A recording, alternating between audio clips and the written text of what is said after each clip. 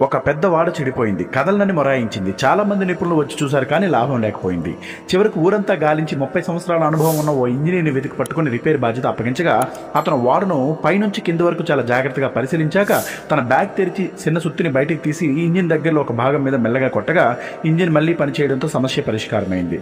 ఒక వారం తర్వాత ఆ ఇంజనీర్ వాడ యజమానికి ఆ షిప్ రిపేర్కి మొత్తం $20,000 చెల్లించమని బిల్లు పంపగా వాడ యజమాని ఆశ్చర్యపోయి, మీరు అరగంట మాత్రమే పనిచేశారు, సుత్తితో చిన్నగా కొట్టిన దానికి అంత బిల్లు ఏమిటి, ఎందుకు ఇంత బిల్లు పంపారో మాకు వివరణ కావాలి అన్నాడు.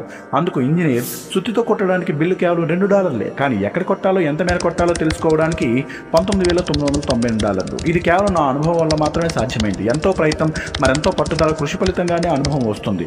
నేను మీ పనిని 30 నిమిషాల్లో పూర్తి చేసిన మాట వాస్తవమే, కానీ 30 నిమిషాల్లో ఆ పనిని ఎలా చేయాలో నేర్చుకోవడానికి నాకు సుమారు 20 సంవత్సరాలు పట్టింది.